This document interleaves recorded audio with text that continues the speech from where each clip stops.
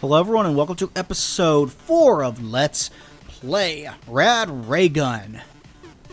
As always, I am your host, Josh Barber, or FS Metal, whichever one you prefer to call me, and we are in Chernobyl in this level. At the time, Chernobyl was part of Russia, or I should say, at the time that this game takes place, which is, quote, and I quote, 1980X, Chernobyl was part of Russia, and if you know your history, then you'll know that Chernobyl had a massive, and I mean massive, nuclear reactor meltdown, and it's what a lot of people who are anti-nuclear power tend to point toward when they say it was bad, and things got way out of hand for that, and yeah, I think the biggest problem we have with nuclear power is that there is a way to recycle the uranium rods, and we just don't use it because it's expensive. So there's a safe way to go about having reliable nuclear power, and we don't do it. So, yeah, there's that. That's fun. But you can tell that this all kind of looks run down and dilapidated, and you'll run across different kinds of enemies here, like the floating atoms and whatnot, fitting with the level's theme of being set in this kind of world. I go over here and then I realize that there's a power-up here, and I'm like, okay, how the hell do I get that? So we're going to backtrack here for just a second, and this is a short backtrack, but I figured out how to get it. You just slide under that pipe and you can go get it. And you do want to get that because that is a armor upgrade, and you want as many armor upgrades as you can possibly get, obviously, because that reduces damage taken from enemies and increases the chance of you living. Although I will say that this game, and I've probably said this before, this game isn't that difficult at all. I interviewed the developers, as you guys know, and what they told me about the difficulty was they were going for difficulty as you remember it being when you were a kid, and not actually what it's like going back to playing these style of games. So they didn't want to make it excruciatingly difficult to play through like those old games were. They wanted a much more manageable difficulty, and I think they achieved that quite well. Although I suppose some people are big fans of massive difficulty spikes and stuff like that in video games. Obviously, why else would something like Dark Souls be as popular as it is? But I don't know how to get this. But other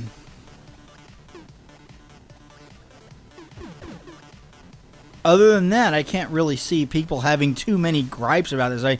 There are problems, like on occasion it'll look like there are objects in the environment that you can climb on, but you can't. And that's a little bit of a problem, but it's not a massive problem because it doesn't pop up too often. Other than that, it's a short game, and that's about it, but it kind of falls in line with games from that time. I mean, maybe this could use more levels because there's only 5 of them, but games from that time period were meant to be short. They were meant to be kind of arcadey, and they were meant to be played numerous times. And that's how this game is. You're supposed to play through this. It's supposed to have replay value. I think it does.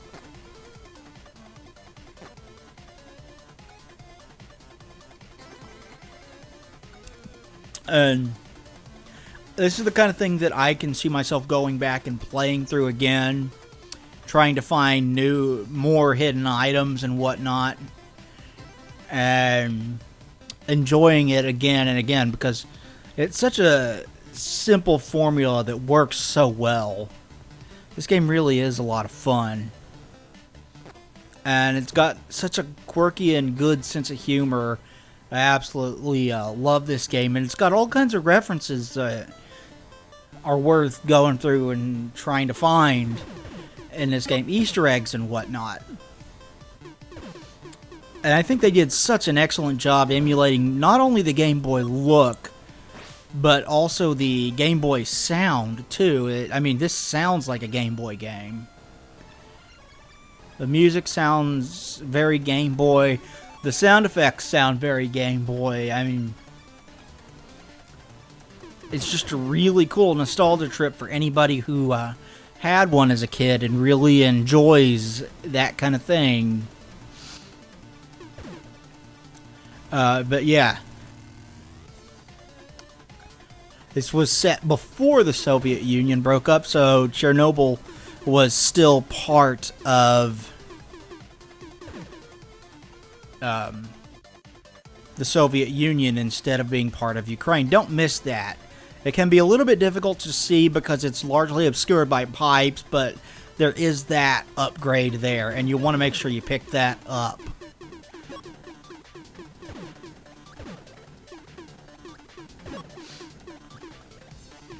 I'm actually really excited for the sequel to this game, Super Rad Raygun. It promises to be bigger, better, longer, all that kind of stuff. And given how good this game is, I'm really excited for that, man. And I know they got a bigger team now. They added a few people to the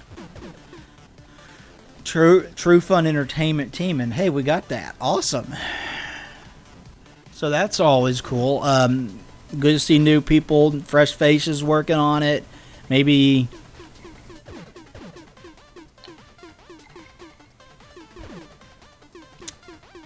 it'll prove to be a big help. Sorry, I was taking a drink of Dr. Pepper. I probably shouldn't do that when I'm recording. Maybe that'll prove to be a big help to the team as a whole. But you can see little nods here, like the Ferris wheel and the buildings and the general layout, and whatnot of Chernobyl.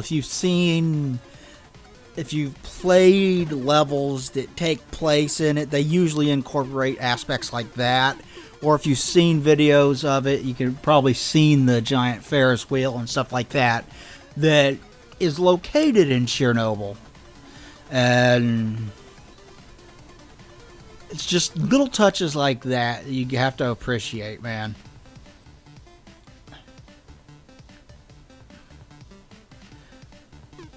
Music is actually pretty darn good. It's I quite like the soundtrack to this game. I don't remember if it cost money to get it or not. I know they were giving out soundtracks at SGC, but I didn't get there in time to get one. They were out by the time that I got to the table. So I got a few other things like badge pins and stuff like that. Nice outfit, poser. Anarchy in the Ukraine. Punk's not dead. Kind of funny. Well, it deserves to die. I have no change the controller to take you out. Obviously a reference to Metal Gear Solid, since this guy wears a gas mask, just like Psycho Mantis did in that game. And if you've played that game, then you get it. But if you haven't, during that fight, you actually had to... Mantis could read every single movement you made with your controller, so he could predict everything you do, making it incredibly hard to defeat him the standard way. But if you call the colonel, he'll tell you to switch to controller port 2, and that is what it's referencing. Of course, this guy is representing the UK, or the Mother Russia, so of course he's got a hammer weapon. What else would he have? The Anarchy in the Ukraine is actually a pun. I'm sure you guys already know this. A play on words on the song Anarchy in the UK by the Sex Pistols. I've always been incredibly picky about punk. Like, never been a big Sex Pistols fan. Never cared for them. Don't really care for the Ramones. Don't really care for the Clash either. There is some punk that I do like. Black Flag's okay. I like Arson Anthem with Phil Anselmo and Mike. What's his last name? The guy in I Hate God. And I think Hank Williams III is a member of that band as well. What else do I like? The Misfits, when Glenn Danzig was their singer, was pretty darn good. I had forgotten that I paused for an extended period of time here. What else? Discharge was awesome. They were like hardcore crust punk kind of thing. The band Doom was really cool as well. I liked their stuff. But for the most part, never really been a big punk fan. I've always been extremely picky about it. Here, we're just zooming through the text to get back to the fight. Because this guy kept recharging on me. So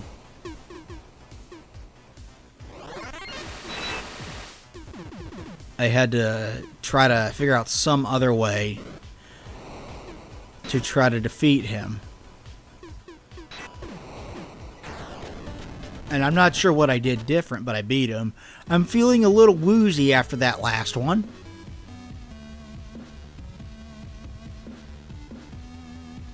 Rad, you've taken on a lot of, well, rads. That was a nuclear reactor. Nuclear? What's that? Well, we're on the verge of blowing up the world. If you fail, everyone will die in nuclear war. Mostly from radiation poisoning like you have now. Oh. Yeah. Wait. So how was that desert mission part of... Shh, it's very complicated. So yeah. Radioactive waste? That can't be good. Be careful, Rad. You're in the heart of Medved's territory.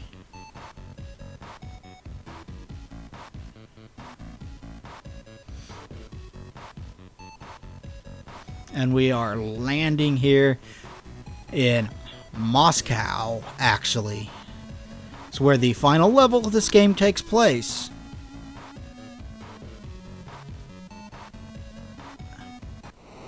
Moscow. Anyway, thank you everybody for watching this episode of Let's Play Rad Raygun. Please like, comment, and subscribe down below. It would be greatly appreciated. And we will talk to you guys next time. Thanks everybody, and goodbye.